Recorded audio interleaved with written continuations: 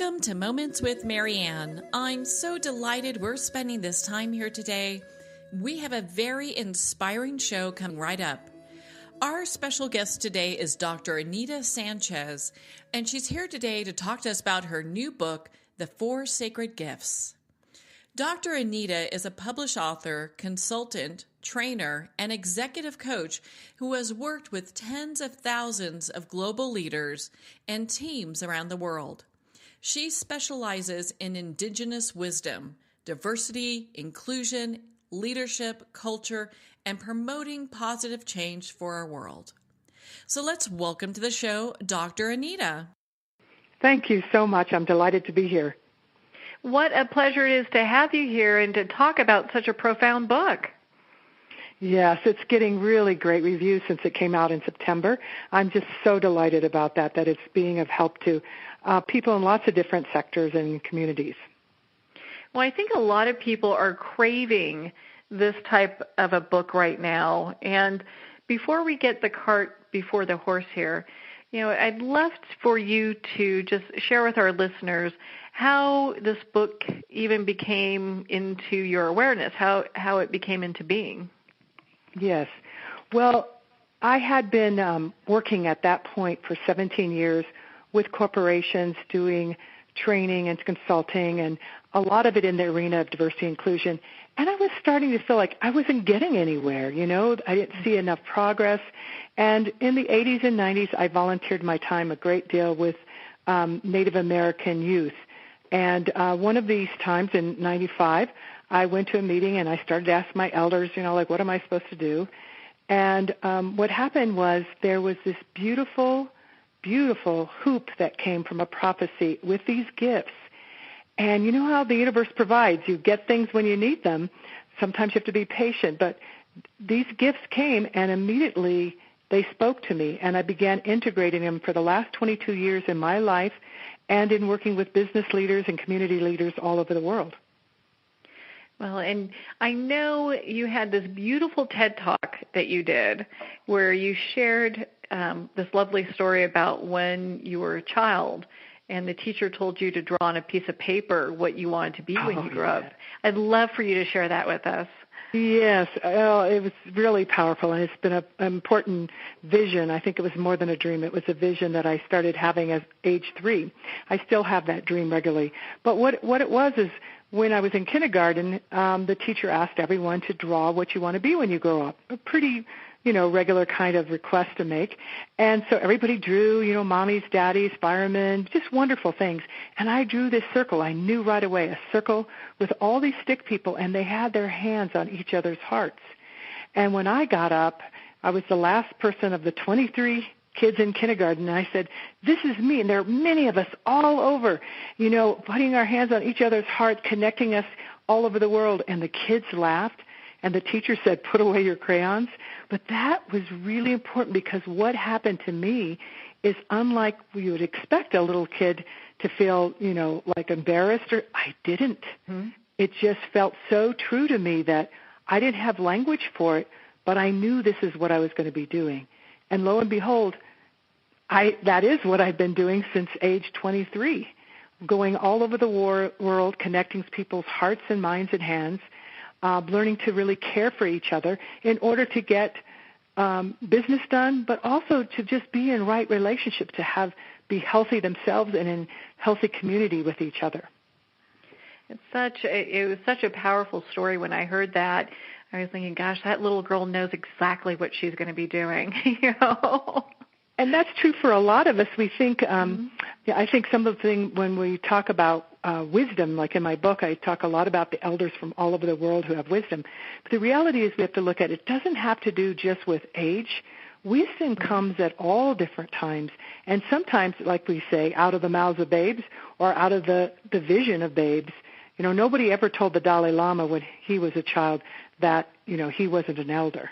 And I think that we really listen to ourselves because we're all sacred. We all have this inner wisdom that is really powerful. Yeah, it is just such a powerful statement, and it's such a good beginning because it takes this story to the place that we're going to talk about next, which is I'd love for you to talk more about the eagle hoop. Yes. So the eagle hoop was in 95 when I said I was not beside myself. It's really literally what I was, because I thought, well, I should do something else, because diversity and inclusion, bringing together, that's just too hard. Let me do acquisitions. Let me do strategy, anything else. And there was this hoop that 27 elders from around the world came from doing their practices, their ceremony. They came together. Spirit basically told them. And they built this hoop with 100 eagle feathers. And at the end of that weekend, they put 4 gifts into the hoop for all humanity, because what they were being told is that the remembering about how we each belong was being forgotten. And we needed to remember it in order to have harmony and peace, to know that we are truly connected to ourselves, to other people, to the earth, and spirit itself. I think too often, especially nowadays, everyone feels so disconnected, even those that do practice like a mindfulness approach or any type of meditation or prayer, what have you. There does seem to be a disconnect for some people because of everything that's going on. I think you're absolutely right. That's what I'm finding. That's why these conversations, and I'm so glad you have your listeners checking in, because there is this sense of this separateness that's dividing everything. And it's an illusion, because we all know, if we look at science, biology, physics, all these things are showing us how intimately interconnected we are. We're part of the earth, we're part of the stars, of all the elements, and we know when we do one thing in one part of the world, it has an impact halfway around the world, because the wind's moving or what other kind of environmental thing. So this illusion of separateness, I really think, and the elders, as they explain to us, is the reason for a lot of the needless suffering that's happening. And yet it's very much connected to a lot of mainstream worldview, is that we're individual, separate, and alone. Mm-hmm. A lot of people feel that.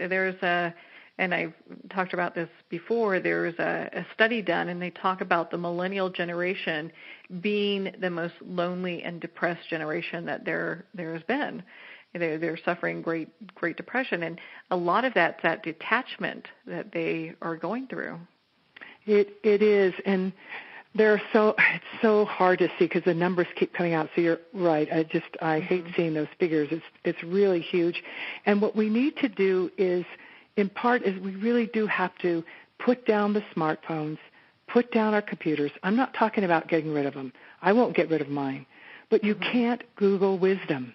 And I spoke a few months ago at Singularity University. It's a Google, with a lot of part of Google sponsors it, a lot of young people. And when I said to do that, it was like really hard for them to separate from that. But the reality is it has some good things, that it connects us in terms of what's going on. But when we talk about wisdom, the wisdom to know that we really do belong, that we really are connected up our head and heart, that we're connected up to each other and to all the earth and, basically all the elements, that you need to really get quiet, because the wisdom's inside ourselves, the wisdom's in nature, and the wisdom is with these wisdom keepers, these indigenous elders from different traditions all over the world. Mm-hmm. That's why I find so fascinating about your book is the wisdom that it brings, not just from one particular group of people, but many. Yes, that's what I love about it too, because, and because of my dream from being 3, I knew that I was supposed to be connecting people up all over the world. And indeed, this prophecy was all about that, because the hoop they created had the 4 directions. And that in indigenous worldviews, the 4 different groups, the red direction, yellow direction, white direction, and black direction. However, it's one hoop, so there's one human race. So before we're born, we're given this earth suits. That's how my elders would tell it. And these earth suits would have different colors, and they're beautiful, and they made sense for the different parts of the world where you came from, depending on the sun, and all these other things that just make sense. But the reality is we all have medicine, we all have wisdom, and it's all meant to be shared and connected to each other. So we're in the time now is what prophecies are saying from all over the world in the time now when we are to come together. And in order to be able to live out this oneness, the harmony and peace that we're to create, we are given these 4 gifts to help us do that, which is just really wonderful.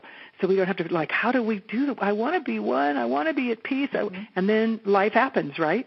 So these 4 gifts are very, very powerful. Well, and so why don't we go over the gifts? I mean, and yes. Your book is so detailed, even going over it, there's so much more information in your book that I found to be extremely profound. And I love the ancient wisdom that's brought that really helps, us in these modern times. And the first one that you talk about in your book is forgiveness. And that's, for a lot of people, that's a huge thing. It is huge. And it's the power, so the first gift they put in the hoop was the power to forgive the unforgivable. And if you just think about that, which I'm sure all your listeners and you are doing, because whenever you hear that, it's like, what's calling you? And allow that to go into your heart, because whichever or all of these gifts that are calling to you, then listen to that and lean into it. Because forgiving the unforgivable, I just know a lot about that. Let me just say, Marianne, I know a lot because although on one hand my life was really beautiful growing up as a small child with all these indigenous wisdom and elders and Mexican-American on Mexican-American and Aztec, all of that, I was just getting beautiful. At the same time, though, I was also abused, and for quite a few years, from age 4 to 13. So that would be enough to try to deal with. But then on top of that, my father was murdered in the mid-'60s. He was mistaken for a black man, where a black man and a white man had this argument. The white man returned. My father was having a beer at the neighborhood bar after work, and he killed him on the spot. And so you think about forgiving the unforgivable. I mean, I felt like, oh, my gosh, I put up armor, this armor of separateness. Nobody's going to hurt me. And I think all of us do that, whether we're inside a business or in families, out in the community.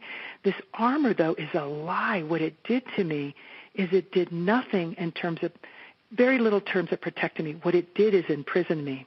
And that's what forgiveness allows you the path to freedom.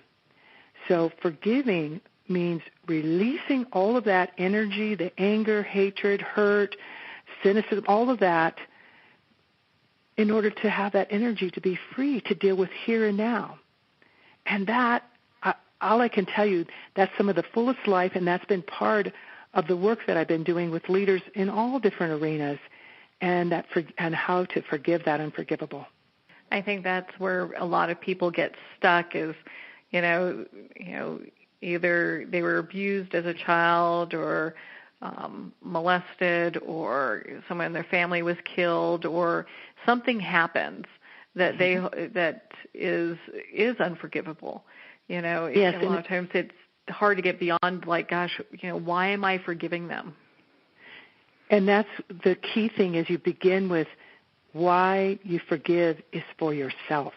So it has a lot to do with self-love, because I'm trying to think who it was that said that. It was either Bishop Tutu or I'm so sorry, I can draw on it, but I would love to quote this person correctly.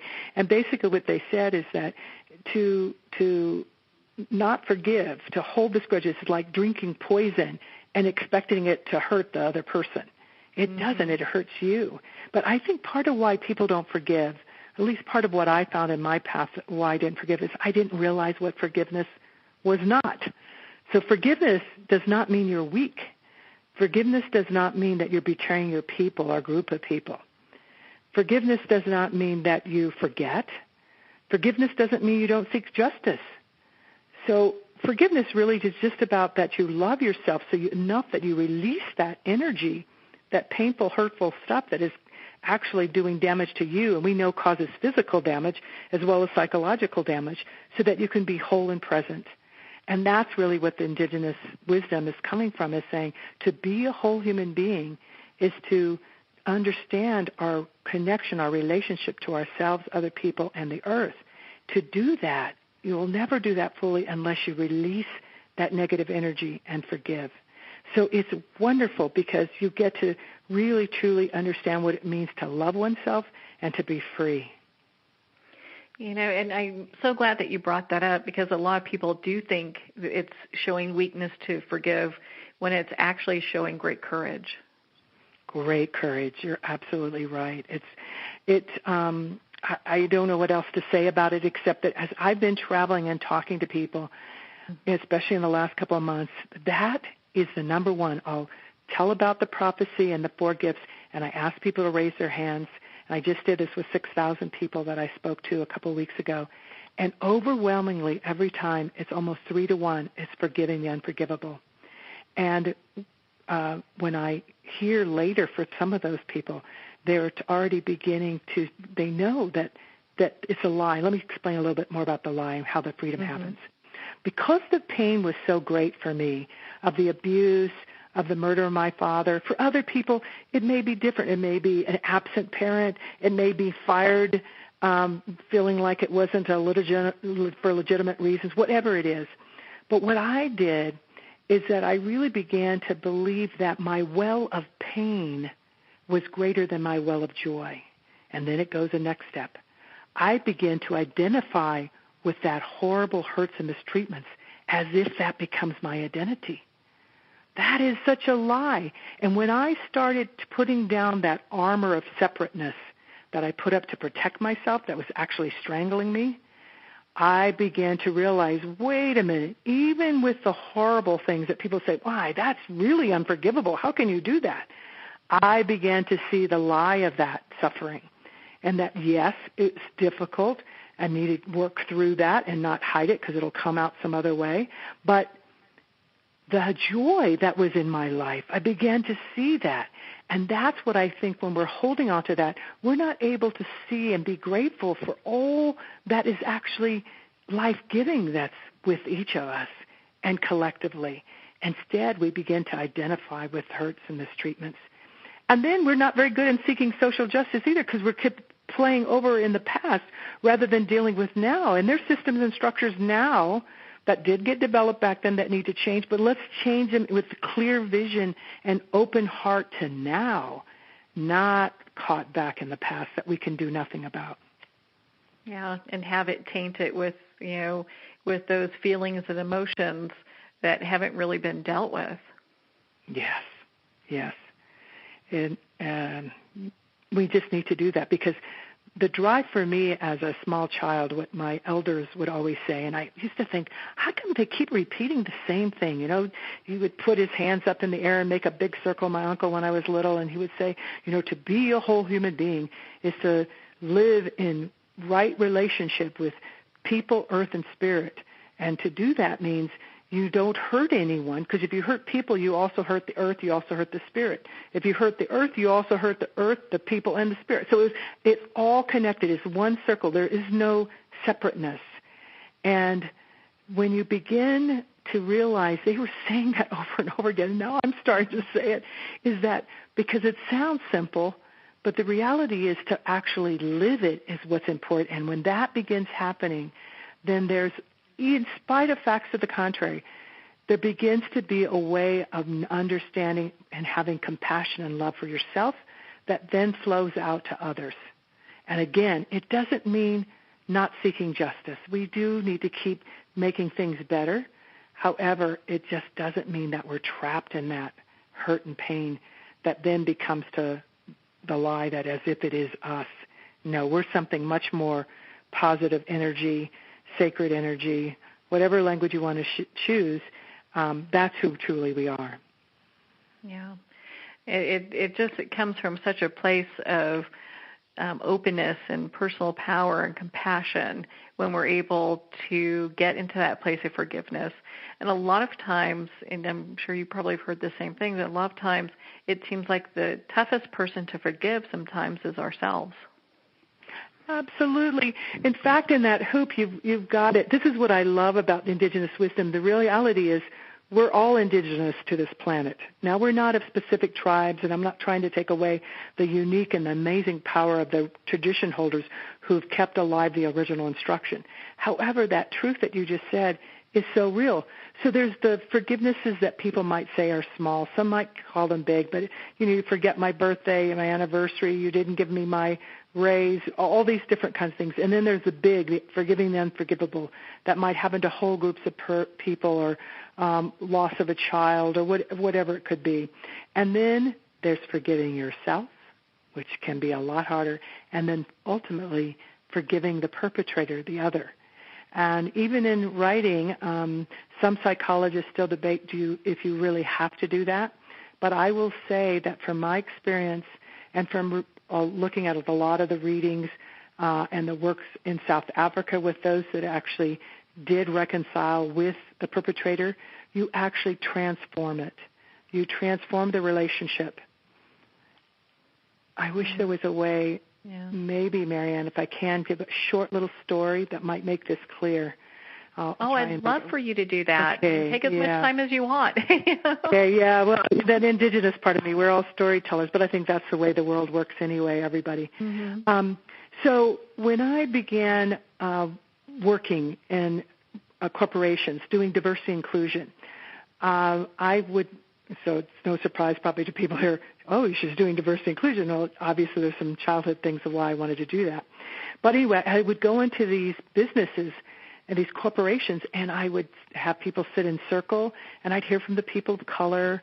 I'd hear white men and women. And for a number of days, I would have a remembering of this image that happened after my father was murdered. So the week after my father was murdered, there was a knock at the door, and it was a white woman and her young son, who was probably about my age, 13, at the door. And the woman said to my mom, she had to come, she had to tell her that she was the wife and son of the man who murdered my father, and that she wanted her to know that he was a good man. He never would have killed my father if he knew he was Mexican and Native American. He thought he was black. And she continued to say some really horrible things about black people.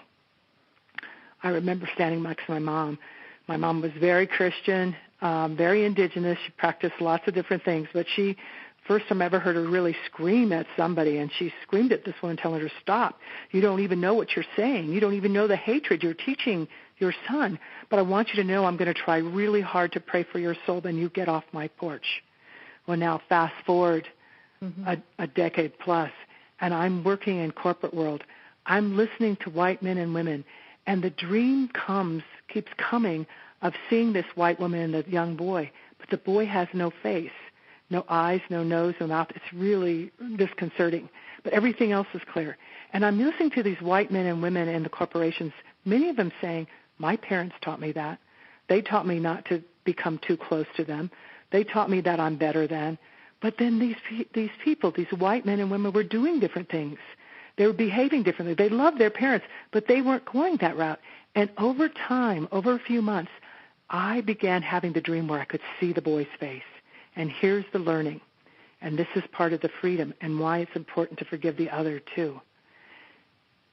I, the 13-year-old, could not understand what the adult Anita did. I believe that young girl, me, took away that young boy's humanity. I literally took away his faith. At some level, I believe that he had no other choice but go the same path of his parents, teaching hatred and maybe even murder. But the adult was able to see, be present to what was happening, clear vision, to see that's not true. And that I had begun to do exactly what I detested, that was so hurtful, which was to take someone's humanity away. And so I think when people continue down the path, and they can learn more in my book, but as you continue down that path of forgiveness, yes, it becomes more difficult to forgive yourself, and then more difficult to forgive the perpetrator. But in the end, you become the person who you always wanted to be, who you're meant to be, whole, able to have compassion, able to love more fully yourself and others. And that, there's no price on that. That's just wonderful. That's what we're meant to do. And then we can share all that with other people and take care of our earth at the same time. Yeah. We're really not meant to drown in the past. That's not what we're here to do. And your book is so eloquent and gives such great insight on how people can move forward, forgiving the unforgivable, because It's interesting just over the course of time and discussing topics with different show guests and people, I've come across more people than not who have had something unforgivable happen to them. And they've shared with me privately, like this has happened or that's happened. And so it's a book, and a way of being that people can take and just move forward with, because there's so much forgiveness that needs to happen there. Absolutely. And we keep talking about whether it's in the business place or in government, or about engagement, about really connecting, and yet you have this still being inside of people. And so we need, when we have the gifts, we have the power to do this, to forgive the unforgivable. Yeah. Well, and so you kind of touched a little bit on when we start talking about government and work and just connecting with people. I know the next sacred gift is unity. So why don't you explain that for us? Because I think sometimes that word gets kind of tossed around and people are kind of, maybe they think they know what it is, but not really sure. Mm-hmm. Yes. Well, from the indigenous, from the elders, the unity is, in the case of my book, is really about unifying everything.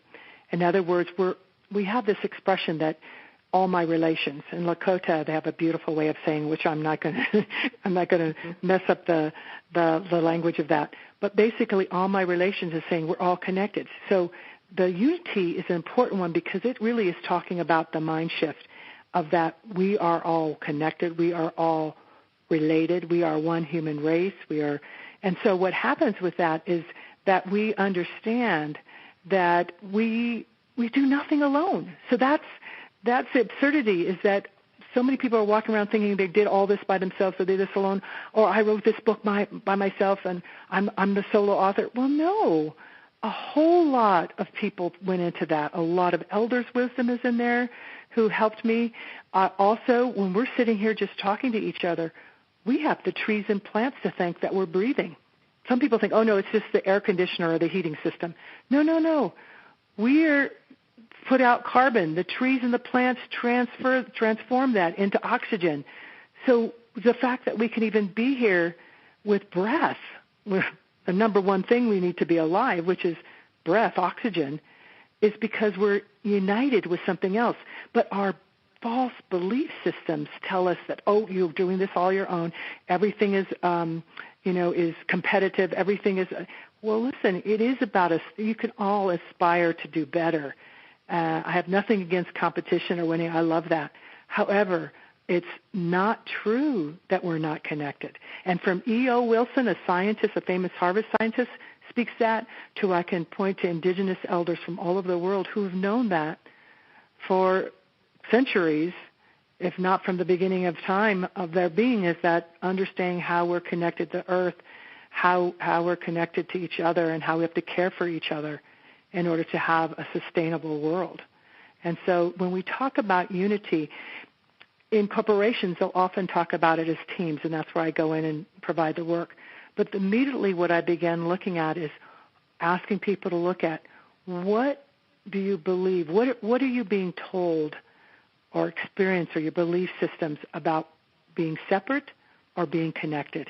And I'll tell you, the lists are huge of being separate. I'm separate in this, I'm separate in this, I'm separate, I'm alone, and then the connected is generally very small. But when we begin to deconstruct this separateness, people, even with the rational mind, begin going, oh, I didn't think of it that way. I said, yes, we've done this twisting thing. So now is the time, in prophecy, is the time for us to now lead, but lead not just from the head, lead from the heart, from truly deep in the heart where we know the truth, so that way we can put things back into balance and connection. So the unity is really strong. A visual that I often like to do with people is take a stick and you can break it, a twig off of it, but bundle a bunch of those together and you try breaking those, it doesn't happen. The reality, we are bundled together like that, but we have the belief that we're off on our own as if we came out of nothing. And that's just not true. Everything happening right now has come out of something that came before and that we're experiencing in this moment. And it's a matter of just being still and then getting support from each other to do that. Well, it's interesting when we look to be outside ourselves and connect with other people. A lot of times you hear people say, gosh, well, I feel lonely and there's not anyone for me to interact with. Then, I like to say, well, then go help at a shelter or go volunteer someplace and be that person that people need. Isn't that wonderful? And, of course, this time of year, it's more of that is happening, which is great because it's the volunteering. It's true for the story of my book. I was beside myself, thinking I was worthless. I wasn't doing a good job. I needed to change to something else. In my volunteering with youth, this hoop shows up, and the elders sharing these gifts, and all of a sudden it transforms my life. So I think when we get out of ourselves and begin giving gratitude and sharing and seeing, then all of a sudden things become back in perspective and more of alignment of what really is and what we're capable of doing and of support to each other and ourselves. It's really a wonderful thing. So thank you for bringing that up, because I think volunteering is a great way of doing that. And also just spending time, if you're inside an organization or if you're an entrepreneur building one, spend some time to get to know each other, to create that unity. Everyone, part of human condition is to sometimes feel lonely. I'm glad you used that word. We all get lonely, but we're never alone. It's a huge difference I discovered when I ever start to tell myself, oh, I'm all alone. No, you're not, Anita. You're never alone. Oh, my gosh, all the people who came before you, who brought you here, whether physically present or not, the oxygen that I just talked about, of course, and I have family and friends. So whether, or a pet, not everybody's an extreme extrovert like me, so I have a lot of people, but there are all these things that we're connected to. And experiencing that unity, the power of connection, is such a powerful thing. And that can help us move forward. And you see the great things, in spite of all the divisions and stuff happening. Look at the wonderful things. These hurricanes. I just couldn't, when you saw people hand in hand crossing where there was a little stream and now is almost a roaring river to get people across. People throwing people over fences to make them safe from someone who has psychological problems that begin shooting. We are naturally prone to this unity and connection. We are intimately interconnected, and we thrive. We want that, and we actually seek it every day. And so it's about just allowing that to become more conscious and more intention, and volunteering is a good way to do that. Well, it's so interesting when you talk on this topic. I mean, you can feel a heart expansion happening. It's so easy to really dive in and want to get excited about it as well, and look at what ways you can make changes, because you can feel it. Yes, you can. And I love when you talk about with heart, because when people think of unity, a lot of times they'll think immediately, as I just expressed, your connection to all these things outside yourself. But when the elders teach us about unity, they're also talking about connecting up oneself, connecting up our head and hearts. And are those in alignment, or are they out of alignment? Which leads us into the healing, which is a whole other component. But when those are aligned, when people will talk about it in different ways, well, just work didn't seem like work because I'm working, it's my passion, or it just flowed, I'm in the flow, or whatever language. There's so many different ways that people express that. But that's about being one with yourself, of having that connected up. And then you're able to do that even more easily with others when your head and heart is connected up as well. Yeah, and you have that divine connection happening and just thriving within you. And you talked about the next one, which I'd love for us to chat about a little bit, about healing. And I know in your book you talk about healing elements. And so I'd love for you to share with us, for you to start off with what healing means, for the indigenous people, because I know it could be a little bit different. And then what are some of the elements? Yeah, so it's very different when you talk about healing for indigenous people. First thing doesn't come up pharmacy or doctors or any of that kind of thing. And that's not at all to say to not take your meds and go to the doctor. That's not what I'm saying. But basically for us, healing, to be good medicine, there's good medicine and bad medicine. And good medicine is anyone or anything that can help bring into alignment the spiritual, psychological, mental, emotional, and physical plane. And bad medicine is anything that separates that, causes even more suffering and hurt and stuff. So healing, what I found in looking at elders from different traditions, had 4 components that were pretty much present in all of them. There's so many different methods they use. So, but the 4 components, the elements, are listening, supportive relationships, unconditional love, and committing to creative positive action. Positive action that works towards your wholeness rather than, of course, the hurts, the different kind of ailments that are happening to you. So those are the 4 key elements that are so critical. Well, and it's so fascinating because when you think of, having, positive action, a lot of times people don't look at that in the healing aspect because they're thinking, well, I need to go and see a doctor for this, or I need to, get this one thing done, and they're just going to fix me, as opposed to us being in our personal power and doing the steps that we need to work through that ourselves. Yes, and we have that capacity to do that. And then we also, it's okay to go and get support and help from those who really care and or have that ability. But the thing is, if we really listen inside, I can't tell you how many times, and I do this myself still, and I know others talk about, they get a cold and they're like, well, just came on me. But then when they start to think about, well, actually, I felt this before. But we're out of touch with it. We're not listening to ourselves. And when we begin to listen, we begin to start saying, oh, you know what, I probably need to be drinking more water. I need a decongestant. Different things that are happening. I'm not eating as well. I'm not sleeping. All these things that are really basic, that are important, that help keep us in healthy balance. But that requires listening.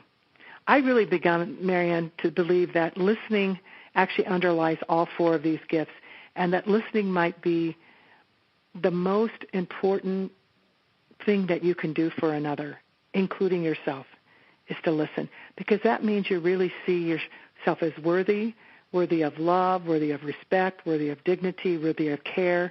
And when we really hold on to that to ourselves, then we're able to allow that to flow from us to others more easily. So listening is just really a key one. Do Dr. Anita, I would agree with you 100%. It's so interesting, especially in the culture we have today, that it seems like listening is almost a forgotten art. It really has been. It's something. So I have this thing that so I've done a lot of conflict work over 40 years of my business. And what I've come to understand is that all this peace talk that we do, and I'm not talking about just the big nation peace talks around the world, but I'm talking about the peace talks in our homes, I think we need to do more peace listening.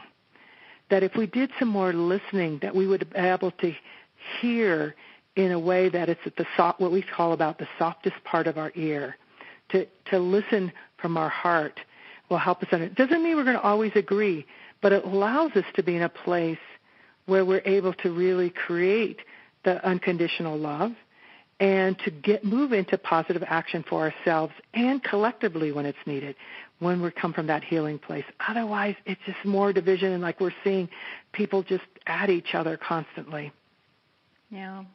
And it's interesting. Most people, they just they don't take the time to practice active listening because they're so busy trying to be right or trying to get their point across or coming up with a smart answer. And to really be present with someone, I think, gives them such great honor. It does. And that's really ultimately what I think all human beings want. One of the things is just to be acknowledged. Mm-hmm. Be heard. Dignity all over the world. People understand what that means, to be treated with dignity. They might not have a definition for it, but they know when they're not being treated with dignity. And that listening is a key one, being acknowledged, seen for who you are. And by stopping our mouths, becoming silent, and just being present. And I'm talking about whether it's a small child to a senior person, actually listening even to the earth. The earth is telling us a lot about things we need to change. And we know how to change this. We know how to reverse global warming. We do. We have the 100 things we know scientists have told us we can do. Now it's about, do we have the individual, as you say, the practice, the wisdom, the will, the individual and collective will to actually be in action to make that happen, the healing. It's such a big part. I hope so. yeah, I hope so too. And when I was listening to your very popular TED Talk, some of the things that you discussed in regards to just some of the animals on this planet that are 90% gone. It's heartbreaking to hear it. It's totally heartbreaking. Yeah, people don't realize that 90% of the elephants, 90% of the lions, 90% of the large fish in the oceans are gone. Now they're not going to return, so it's very serious. And it's our choice to be able to now reverse that, where we make it so all the species can stay alive and in proper connection to each other. We're pretty much coming to the point where these decisions need to be made quickly, and new ways of being need to go forward. Absolutely. I don't know if you know E.O. Wilson. He's a very famous Harvard biologist, and I just love his TED Talks too. So thank you for saying about my TED Talk, Humanity's Hope. It's a beautiful one, soon to be in 10 other languages as well. But E.O. Wilson talks about this really simply. He just says, if we do not protect the biodiversity that we have, especially in certain areas, but really everywhere, if we do not protect this, that we could actually be coming to the end of us. Now, he's not a doom and gloom, but they're showing, and 98% of the scientists agree with him. Now, at the same time, he says this other thing that's very sobering. Now, if we actually die, if our species is gone, which is a horrific thing to think about, it would take not that long for the Earth to rebalance itself, and maybe we would evolve again. However, if we destroy the insects, the bugs, in the process, everything will be in chaos and it will not come back. And that's just that in itself. All those gifts we talked about is like, wow, I need to really work on looking at everyone and everything differently. And that's the indigenous wisdom. Everything is sacred. All my precious relations are sacred. And so when we even walk on the earth or the water, we don't pollute it. All the things that we need, we don't hurt each other. The things, because it's also about ourselves. We're mirrors of each other. And so we get to make the mirror to be a healthy one. We get to make that choice. Yeah. When there is a decreased population in elephants, and they're really showing us the mirror of what our future could be. Exactly, yes. And that's what people are. More and more, I think, there's so many movements. I think when last count, there were well over 2 million different environmental movements alone, and then social justice movements all over the world. And they're not about being violent or even protesting. It's much like at Standing Rock that happened almost 2 years ago, which water protectors. We don't want to fight. We're just standing here to protect the water for everyone. And that's happening everywhere. The rights of nature is rising, and that comes out again out of this healing and this changing worldview. I think it's a remembering what was forgotten, and that we belong. We are part of each other. And when we realize that, then all these things that we see are divisive. It's all possible for us to change those, to shift those to where we really are in healthy relationship with one another. Well, and then this brings us to the last of the sacred gifts, which I think is appropriate this time, is hope. Yes. And I think a lot, especially, we look at today's climate. There's natural tragedies. There's, people are having political angst. There's all these different things that are going on, and so hope, is such a big term. And I'd love for you to share more about that with us. Okay. I love hope.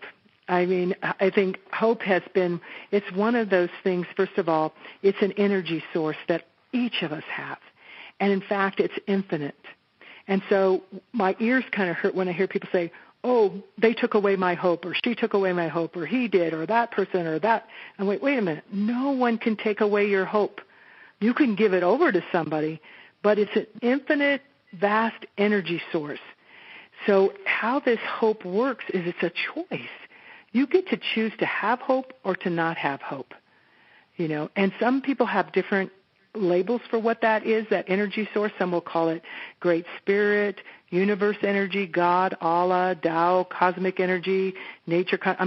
They're all different languages to describe what I'm talking about, which is this capacity, this knowing, not from the senses, not from facts, that something is greater, something is possible.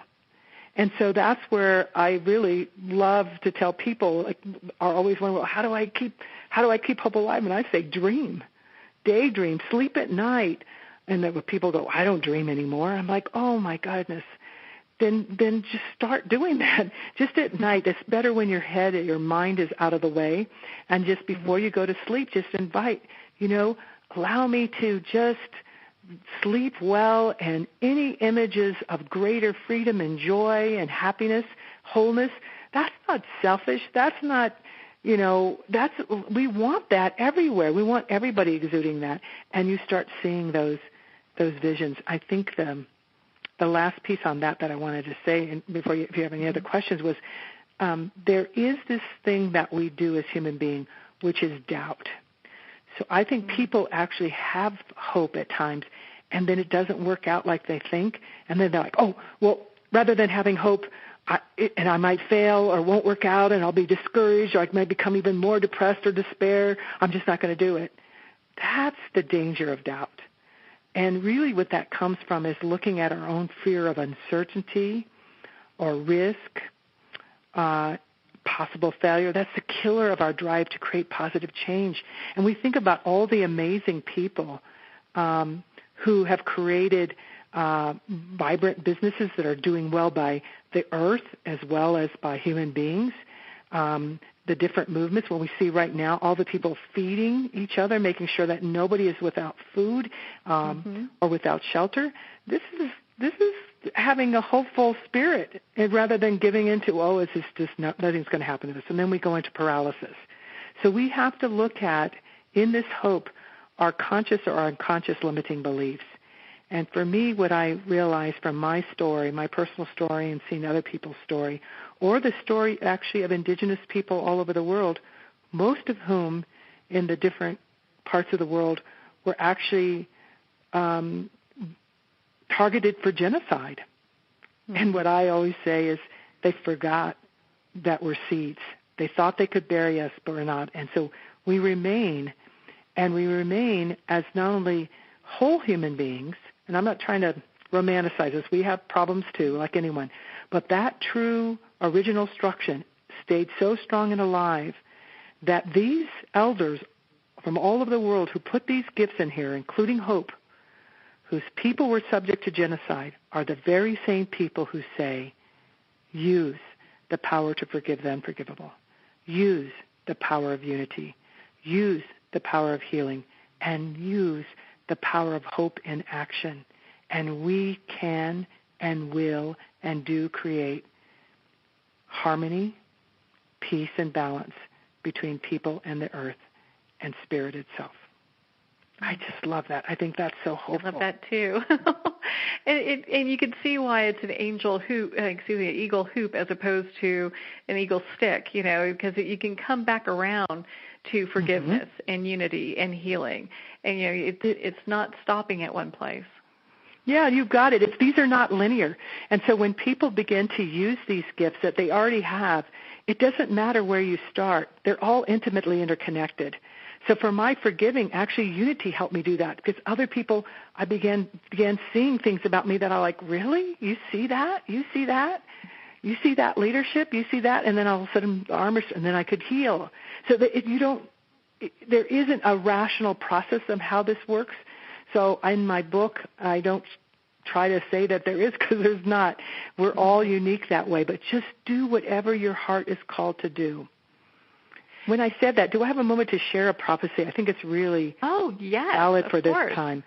So I was just at all the moments you want. Okay, thank you. I was just in a gathering in Kauai, and there were 12 indigenous elders, wisdom weavers, from all over the world, from the Kalahari Desert, a Bushman, a woman, Aboriginal, Colombia, from the Bering Sea. I mean, they were just from all over, and they were wonderful. And from their different ceremonies, they were all picking up the same prophecy. They were hearing the same thing, and that we are in a healing time. We are in a time, what is being described, that the Hopi tribe and also the Maori from New Zealand had the same prophecy. And it goes like this. We're in this time where all of a sudden the river is raging and roaring. And what happens is that people begin to cling onto the sides of the river, to grasp the mud, the things that are falling away, and they suffer and suffer because they keep grabbing. And what at this time, that's this healing time, this coming together, this unity time, is to let go. Let go, not knowing where. Let go, and you may end up gulping some water. You may be gasping for air a little bit. But go to the center being the heart, and then look around. See who else, what other beings are around you, human, two-legged, four-legged, all. Just look around and trust. Be in action and just trust and allow and flow with that river, because the river knows where it's going. And, I think people with that can take its understanding in different ways, but I think the different things we just talked about in this interview were basically that prophecy is saying the very same things. So we start from within. We start with the heart. We connect to the others around us. We move in positive action. We're not separate from anyone or anything, including the water, the earth, each other. And together we'll create the harmony and balance, bringing back the circle, the hoop, understanding our belonging, all the possibilities. We are one human race. We are meant to be in love and harmony, compassion and wisdom for all of us now and for all the future generations of both our species and other species' children. Wow. Thank you for letting me share that. I love that prophecy and the time we're in. I'm so glad you did. My goodness. I mean, because it offers a lot of hope and gives really good insight for people. You can cling on to things that no longer serve you, or you can let go and go with the river.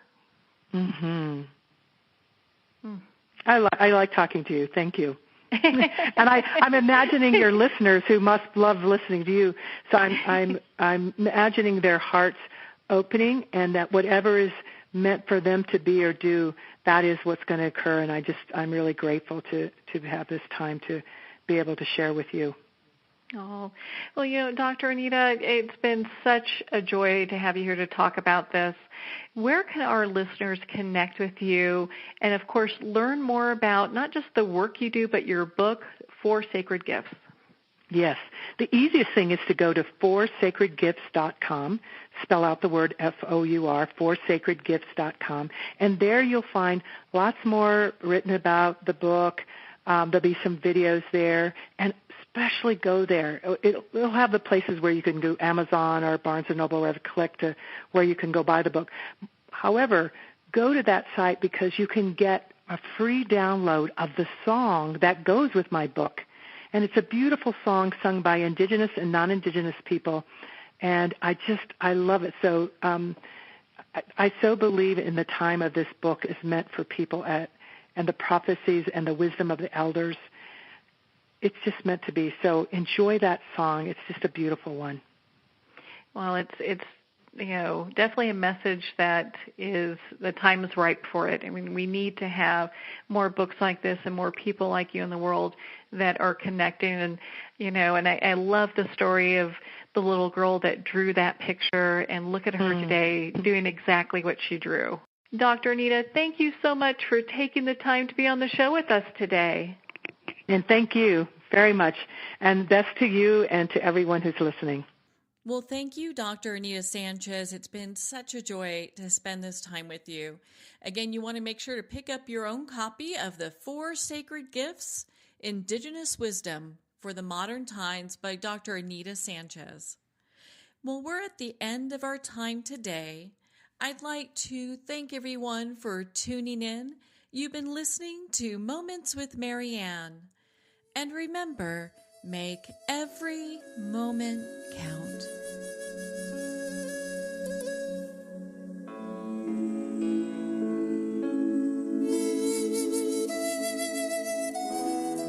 In a single moment, your life can change. Moments with Marianne is a transformative hour that covers an endless array of topics with the best of the best. Her guests are leaders in their fields, ranging from inspirational authors, top industry leaders, and business and spiritual entrepreneurs. Each guest is gifted and a true visionary, a recognized leader in her own work, and while teaching others to develop, refocus, and grow, Marianne will bring the best guest and sometimes a special surprise. Don't miss this. You never know just which moment will change your life forever. Moments with Marianne airs every Thursday, Friday, and Sunday at 8 p.m. Eastern, 6 p.m. Mountain Time. Make sure to tune in and visit momentswithmarianne.com for more information.